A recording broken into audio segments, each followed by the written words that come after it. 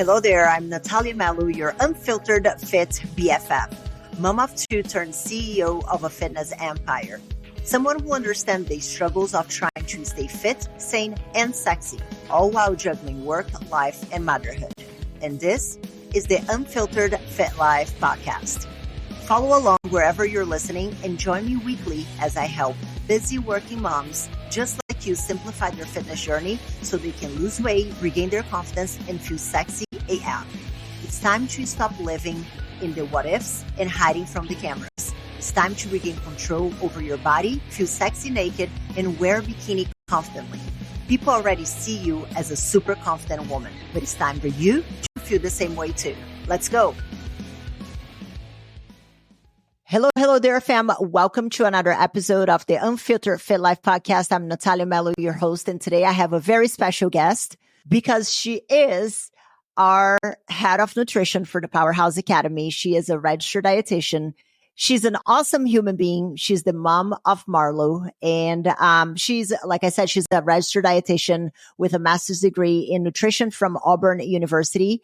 She's very passionate about fitness, lots of cool stuff about her background and how becoming a registered dietitian came to be. She has many years of experience as a dietitian, and she's also a yoga instructor in San Diego. Welcome, Kara. Super excited to have you here. I'm very excited to be here, finally. Yeah, finally, yes. We've been kind of planning this podcast for the longest time, but then it was a bit challenging to coordinate our schedules with Kara being very hands-on with our members in the Powerhouse Academy. So, but we're here. We made it. So, Kara, tell us a little bit about your more like athletic background and what kind of sports you were involved growing up and accomplishments in that sense, because I think that's going to give a very good context on how your personal experience makes a huge difference on how you became a registered dietitian. Yeah, so I did gymnastics for almost 16 years from the time I was like 3 to 18. So I did gymnastics all the way till I was a senior in high school. Then I transitioned into cheerleading. And so I came from a very competitive background, and gymnastics and cheerleading are both very aesthetic sports. Your size definitely matters. So that was kind of always a factor in my background and why I got into nutrition. But I went on to do cheerleading at San Diego State. So I did that for 4 years. And I also did competitive cheerleading during that time with my competitive team. We won worlds twice during that time, and we won nationals twice as well. So that's kind of my athletic background. I've always been in competitive sports, and I've always known that nutrition plays a very big role in how you perform. That's awesome. And these are great accomplishments because if I understand, you were the flyer, right? Yes, I was the flyer. Yeah, we have an inside joke in the team. We're always making fun of Kara's being slightly vertically challenged, but then I found out that I'm just like 2 inches taller than her, so I had to stop making fun of her. So, Kara, how do you think, in a more practical manner, how do you find that these sports shaped your decision to move forward with going to nutrition and then eventually becoming a registered dietitian? I think it's kind of a twisted way because I initially got involved in nutrition because I was very concerned with keeping my body the way it was. I remember when I was 16 years old and I got my driver's license, I went to Starbucks every single day and I got a a caramel frappuccino and a sausage sandwich.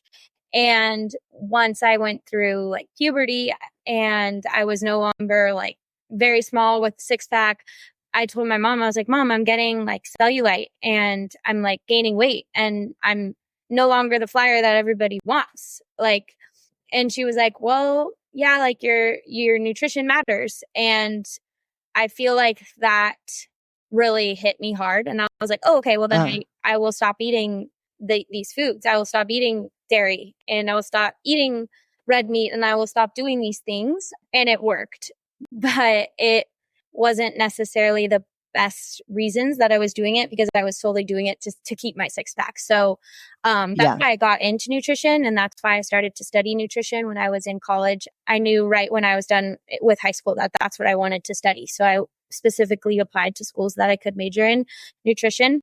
And then as I started to learn the actual things about nutrition, for example, why you need healthy fats, why you eat certain things. And I started to see disordered eating habits in my own life and also in my teammates' life. It's very prominent in San Diego. Like most college girls, I would say, have some sort of disordered eating. I started to learn what it really meant to eat healthy and to be healthy and to have a good mindset around food. So I love that you mentioned this because, I come from, this, but I come from the background of bodybuilding competitions, and it's everything that you're saying is almost like a rinse and repeat, just in a different sports. Difference being that, for your sports, you had to perform, you had like to be able to keep up physically, like what needed to be done. So how did you find whenever you changed your nutrition that impacting your performance, how you showed up, how you performed, the energy you had? I would say it really wasn't until after I finished competing that I really was able to heal my relationship with food. At the end of the day, smaller girls go higher. They're easier to put in the air. So, but I have a picture of myself where I'm like, have bruises everywhere, because I was anemic, because I stopped eating red meat and I wasn't eating enough, and I was eating protein bar for dinner. And I know how I felt, and it wasn't the best. I remember walking into class one day and I almost felt like I was going to black out. And I was like, I need to go get a carne asada burrito.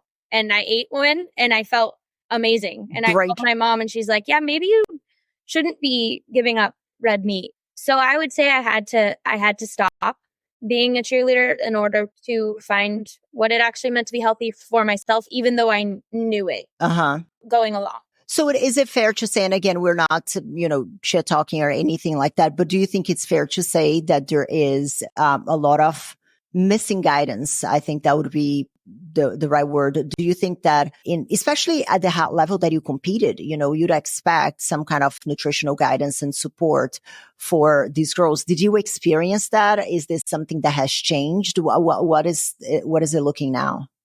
Yeah, I think it's definitely changing. And I definitely had coaches who were concerned and reminded me, that I needed to be eating properly, but it was more a personal issue that I wanted to look and be a certain way. But me and my best friend were actually talking about this today. Like when we were in practice, like I remember breaking the day before Thanksgiving, and they said like flyers don't eat a piece of pie. And we were talking about that today. Me and my friend were like, they wouldn't say that now. I think, especially in schools, I think they've learned now that you need to kind of nurture these individuals as they're growing, because when you're in college, you're not, you don't have thoughts on your own. You're doing things still for others normally. So yeah, I think it's definitely changing. And I think especially just like the look of individuals now too is changing. It's better to be fit and look healthy. It's not be as small as possible. That's not as much of society's goals for women now. Yeah. So how do you think that your personal experiences as an athlete and with your Jen would die? Jen is our head coach, by the way, and she's also a counselor, and she would die to see us talking about like relationship with food, because she has a lot of thoughts about that. So Jen, if you're listening, I apologize. But how do you feel like your personal experiences as an athlete and with the relationship with food that you had then, how do you think that is shaping your approach to nutrition now with our members in the Powerhouse Academy? I think I have more compassion now. I know what it's like. I know why people think the way that they think when it comes to food and looks. And I've been there. So I know it's hard. And I know that it's even harder if you're not going to school for it. I know the information that's out there is a huge impact on why people think the way they think. So I'm lucky to have that information, but I've also experienced it and been through it. And I know that it's a lot easier said than done. Yeah. Yeah. And this is conversation that we have even internally as well, is we know these things. Whenever we think about other areas of life that we are not the experts and we're consuming information from social media or from a friend of a friend of a friend, you're going to believe what you see because, you know, a lot of people have like all these beautiful stories and things like that. And we know that that's not optimum and that's not going to get the results. But if it's not the person's job, how are they going to know? So what are the biggest misconceptions that you find that women have about nutrition now in regards to what to eat and things like that? What are you finding to be the biggest misconceptions that in the hills that we're going to have, the battles we're having to fight? I think hands down is not eating carbs. And the reason is because if you don't eat carbs, you do lose weight. So people have seen that work for them for a short period of time. And so when they think about wanting to look a certain way when it comes to their body, the easiest thing to do is to give up carbs because you'll see your results in 2 weeks. But obviously we know that that cycle doesn't work. We need carbs. We need a balanced diet. But I think overall, you know, I won't lose weight if I eat carbs. I only lose weight if I eat vegetables as my carb. I would say that's the biggest one. Also just eating enough nutrients, eating enough food that's actually nutritionally dense. Whereas, you know, some people say, well, I'm eating so much now on the meal plans or the macros that I give them. And yeah, maybe, but you're not eating a bag of chips for 4 people at the end of the night. So calorically wise, you're not eating more. It may seem like more, but it's not more. Yeah, no, I love that. Because that's kind of the cycle that a lot of people get stuck in. It's like they would starve for like 2-3 days or for most of the day. And then whenever it's at night, they go off queen because they are just starving the whole day. And the carbs thing is wild, as well, because everybody's response like, oh, I just need to cut carbs, but I also need energy. And I'm like, one or the other, man. Can have both. Can have both. I think part of the reason that the carb issue is such a big problem is everybody always has an end date in mind. I want to look this way by in 4 weeks.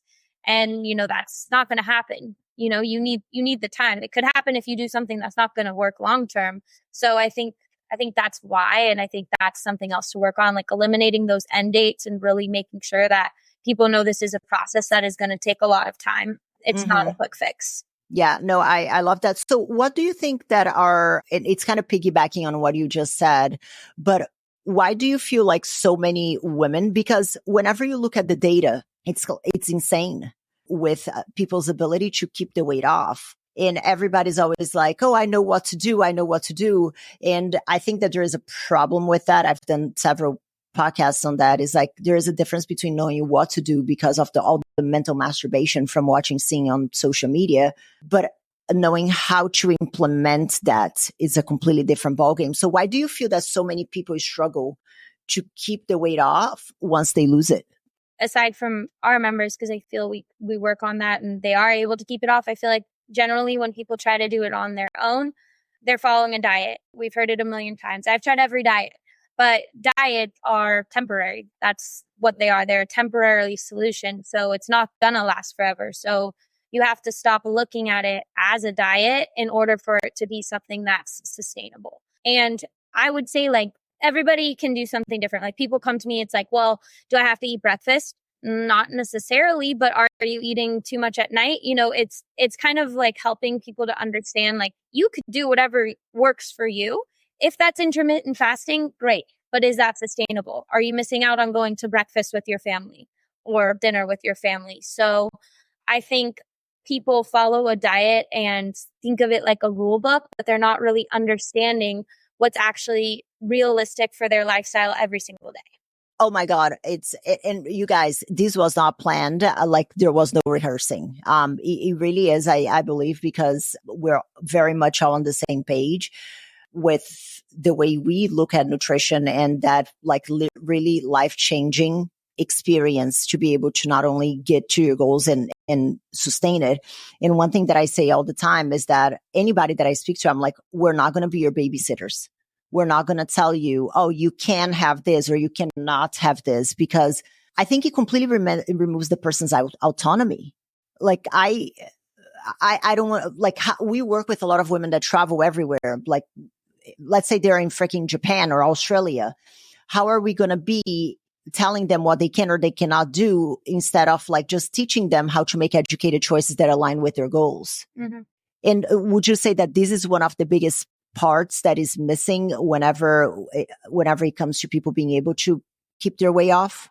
Yeah, I think so. And just kind of going back to like the traveling thing and all of that, everything is a fine line, right? You can't say no to everything. You have to go out to eat sometimes. Like that's inevitable. And when people go into this, I'm going to diet, I'm going to lose the weight, they sometimes take all that away. And then they're unhappy because if you never go out with your friends and go to get food, or if you never have ice cream, you're not happy. Like these things are part of life and they're part of balance. So I think when you're going into a diet to lose weight for a specific amount of time or whatever, or trying to get to a goal weight, and you don't include that and you don't have that balance, that's when it's unsustainable for the person. And that's when you start to gain the weight back because of that all or nothing. Well, I didn't follow it. Now I'm going to have, a pint of ice cream and go out for pizza rather than a scoop of ice cream and, a regular dinner or something like that. Yeah, no, I love that. Can you share a moment? Obviously, you don't have to mention names. Can you share a moment or a success story from one of our members that kind of gave you the butterflies and was the success story that made you realize that, yes, I'm in the right profession. That's what I wanted. Like, this is the kind of impact that I wanted to have. Yeah, I mean, I definitely think there's a lot. I'm trying to think of like if I have a specific story. This isn't really related to what we just talked about, but just I guess for what you said, like what gave me a really good feeling was one of our members was struggling with GI issues just for her whole life. And we worked together on just what foods she could tolerate and just helping her to navigate what makes sense in her diet and what doesn't, and figuring out those foods that she can include and how to include them, the timing of her meals. And it improved after all of this time that she's been struggling with it, which is like a huge impact in your daily life to be having that issue. So I feel like that was a really good thing for me to seeing it's working. But a lot of times it's like, oh, I didn't know I could have deli meat. Yeah, you can, or I thought if I had a sandwich for lunch, I would get fat. It's comments like that where it's like, yeah, I did that too. I remember eating chicken, like just chicken, and then it's like, oh, I could have like carbs with it too and still feel better and, all of that. Yeah, I think that what I'm hearing is like really seeing how people's lives are impacted in a positive manner and they're able to truly enjoy life and live life because of these small changes. And I think there was another member as well that she came to us with she was pre-diabetic. Mm. And do you remember that after I think it was like 5 or 6 weeks, her numbers had already gone back to like completely normal and she was a brand new person. Mm-hmm. Yeah. And then Pam, I know we can talk about Pam, but how amazing is Pam's story though? Yes, definitely. I mean, she came into it just so confused by everything. And the problem is nutrition is something you have to think about. No, it's not. I think it's harder than working out because it's like, okay, you can do your workout and then be done and then go through the rest of your day. With nutrition, it's a constant decision, Yeah. Do I eat a donut that my office person brought in? Do I what do I have for breakfast? What do I have for lunch? Did I eat too much? Like it's so overcomplicated. And I think Pam was wrapped up in that and just so defeated by it. And working with her, she was on a meal plan for, I think, 12 months, maybe between 10 and 12 months. And now she's counting macros and just feels very in control and food isn't surrounding her thoughts. And she's lost, I think, half her body weight. So yeah, she's lost 148 pounds, which is crazy. And now she's like literally living her best life. And I love that you mentioned there, like that food is everywhere, because that's another thing that I find that it's incredibly problematic with the diet mentality is that looking at food as something that is just like food is not true. Because whenever we're talking about celebrations, like Christmas, it's a celebration. Basically, obviously you do have the religious side of it and what it means, but it's always done around food.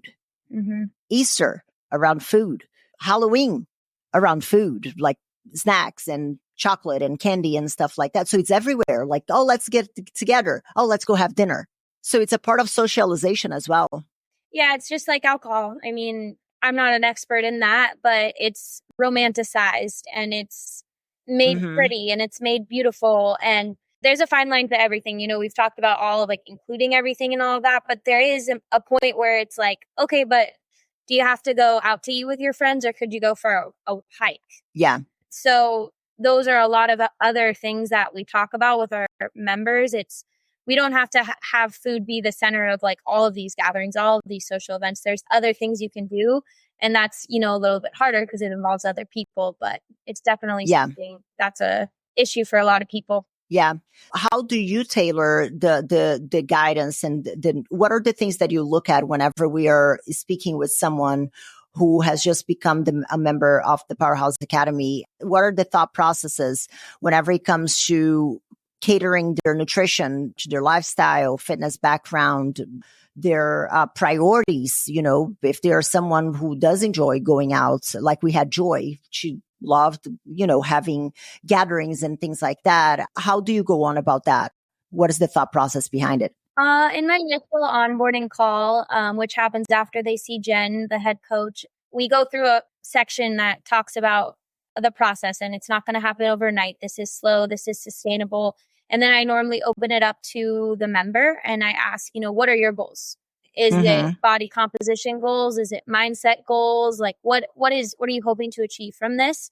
And then based on their answer, I kind of start to tailor it. I mean, some of our clients, like going back to Pam, that foundation of just learning how much food to eat and when to eat was super important for her. So I'm not going to go into talking about macros early on for her. She needed more time. She needed more hand holding for that process. Whereas we try to stick to a meal plan for the first few months, but sometimes that doesn't work. Sometimes they really want to eat, you know, food with their family at dinner time and they need to switch it up. And depending on the member, sometimes it's like, no, you know, that's not going to work.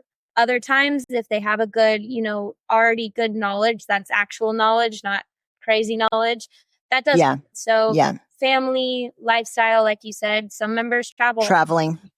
And that's hard because at the end of the day, like you just don't know what's going in your food if you're eating out all the time. So setting realistic expectations with them and saying, you know, your process is going to happen a little slower because you have to eat out, but maybe can we go grocery shopping at some point during that trip or bring protein bars, you know, those types of things.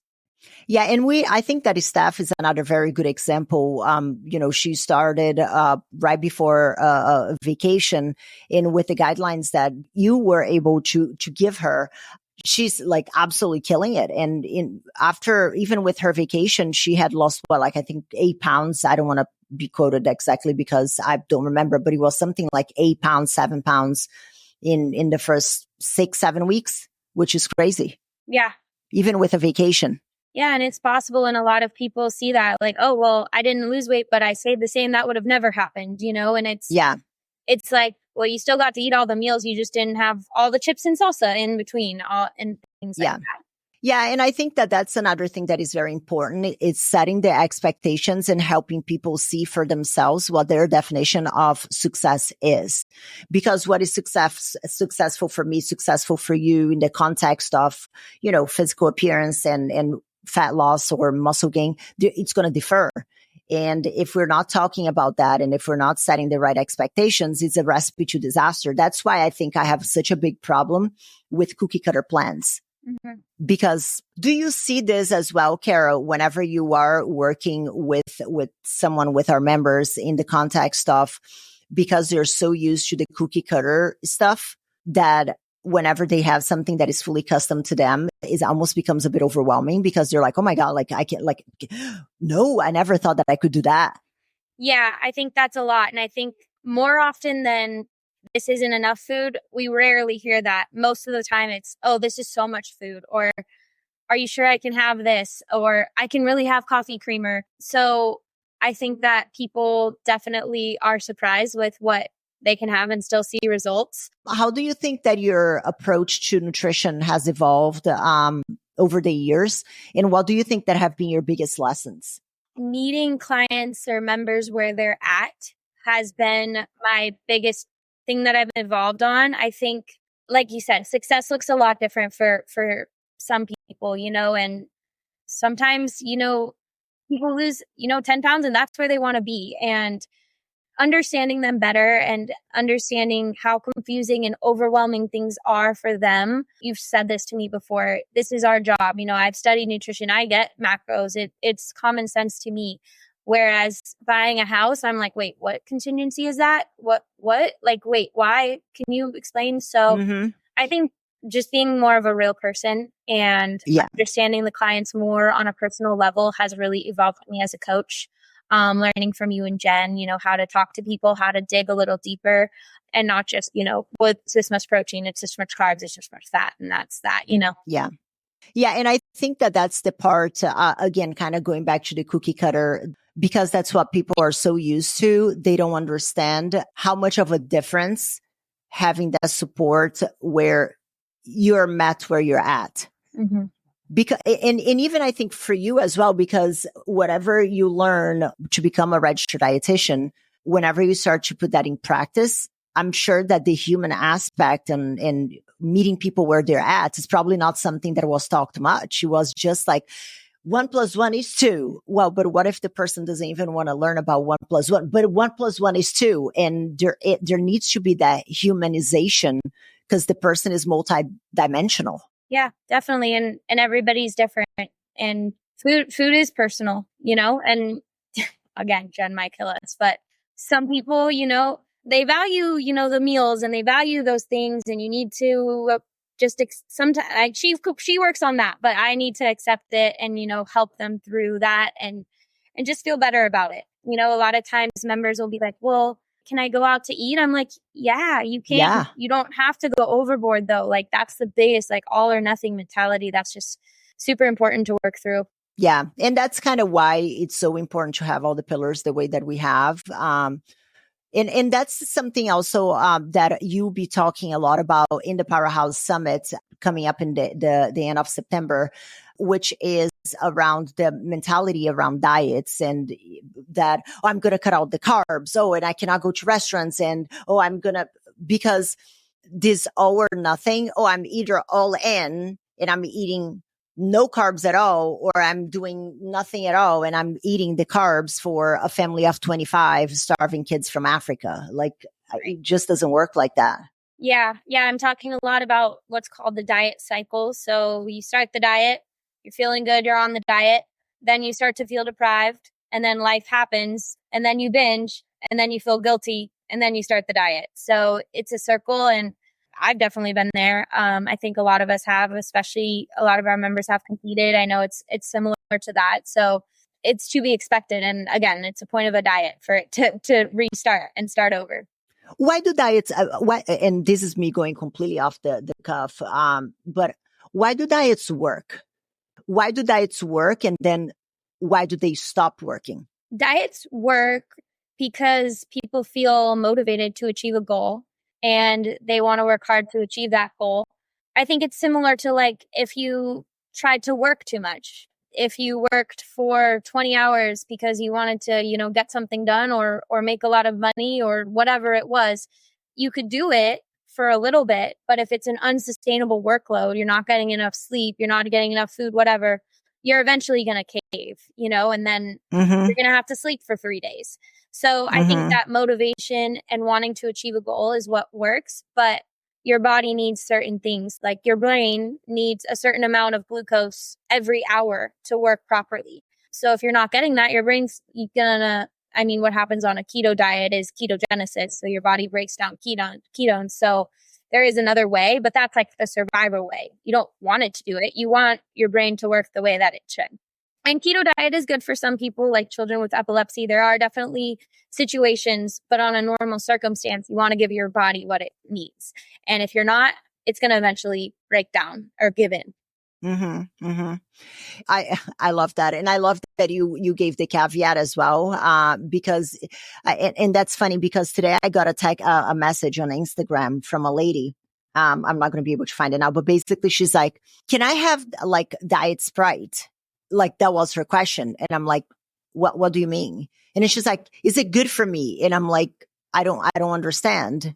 And then she's like, but I just want to know if I can have diet soda, diet Sprite. I love diet Sprite. Is it good for me? And I think that a lot of answers whenever it comes to nutrition are expected to be given without context. Mm-hmm. In which context? Like, can you have diet Sprite? Sure. But like, is it good for me? In which way? Like, do you have kidney problems? Then it might not be best to have 2-3 cans because it's not going to be best. So, and I think that that's what I liked that you gave the caveat there with the keto diet. Yeah. And at the end of the day, nutrition research is really, really difficult to conduct because there's so many other factors, right? So if you study a population that just had a vegan diet, okay, well, did they live with a phone pole over their heads? Did they go to work and breathe in toxins? So it's difficult to conduct nutrition research and to prove something because there's so many other factors that go into everyday life. You can't isolate someone and give them Diet Coke and prove that was for sure the reason that they got cancer. Mm-hmm. And like nutrition sweeteners, like there is evidence to suggest that it may cause cancer, but you technically don't know. You know what I mean? So yeah, it's a tricky line. And that's why we as coaches say no food is good or bad. But again, maybe don't have a diet soda every day. Maybe one or like 5 liters of it every single day because it's okay. Exactly. And eating a donut once a week isn't going to give you diabetes, right? But eating 2 a day or 5 at one time, that's going to over time. So I think that education and just, if you love diet soda, have it a couple times a week. That's Mm-hmm. fine. Don't restrict yourself because that's when the issues come. Yeah. Yeah. So what are you most excited to talk about? What are you going to be talking about in the Powerhouse Summit? So at the Powerhouse Summit, I'm going to be talking about the diet cycle that we talked about, and I'm going to be going over a few different diets and what they entail and the reason that they probably aren't the best solution. And then again, going to talk about our process a little bit and just our philosophy on how you can still enjoy food and not feel restricted, but get to your goals. I love it. I love it. And what are you most excited to talk about? Because I know that you're a bit panicky about it, but I feel very confident. I know how competent you are, so I'm not worried about that at all. So what are you most excited about your talk? I'm excited for people to see the truth. Again, nutrition research is hard, but I'm doing my best to find studies. A lot of our members and people coming to the summit are very smart individuals. So I think the data, the research will really help them to see that. And I think everyone, it's an ongoing being. Like even me, I've been studying nutrition. I still struggle with things at times too. So just kind of talking about that with people who are doing really well, but also seeing the struggles that will come up inevitably, throughout life. 100%. I agree. I joke sometimes. Listen, it's not perfect all the time. Some days I wake up and I have ice cream for breakfast, normally on a Sunday, and I wait until about 11:30. So it's like I can justify and say like, see, it's afternoon somewhere. But, the idea that people who are in fitness have like this picture perfect of like, and that's one thing that it kind of annoys me about on social media, like what I eat in a day. Bullshit. Like, stop it. Like you're just showing that for the gram, but then you go out and eat and get white girl wasted and starve for 5 days. And then you're showing that you eat like granola and like kale and no, it's a lie. Totally. I agree. Last question. How do you think that social media plays a role, Kara, on people's perception of food? Unfortunately, people are going to listen to influencers that don't know what they're talking about. Comes to, brands deals, right? Someone could give this influencer brand deal on this green juice and she's going to say that she drinks it every day and loves it. And she might not even drink it. They're just paying her. So I think there's that. But I do think that there is also people out there that are teaching the right things. And so I think it's just about following people that, do have actual knowledge or are supporting it by research and findings. I think that's the important part and not just, oh, she was on The Bachelor and she drinks green juice, so I'm going to drink. I love it. Which is hard. But I think there is really good messages out there as well. No, agreed. The thing is filtering it out as well. And I think that, and this is me kind of going on a tangent, because I think that we are one of the very few programs that do have a registered dietitian, like an in-house registered dietitian. And it comes from my own personal experience with a lot of bro science when I was competing and when I was being guided. And I don't know if you know this, Kara, actually, for a long time, I did not want to be a coach. I didn't know that. I did not want to be a coach at all because my experience had been so, I did not want to coach anything related to nutrition. I was fine with doing the workouts. I was fine with, doing but nutrition, it was something that really put me off because I had such a bad experience with the coaches that I had that I was like, if I'm going to become a coach to do that to people, I'd rather not. And that's kind of why it's always been in my vision to, whenever having something as meaningful and as high touch as the Powerhouse Academy, to have a registered dietitian, because I don't ever want to put anybody to go through what I went through just with the bro science and with stuff that they are kind of getting from the internets. Yeah.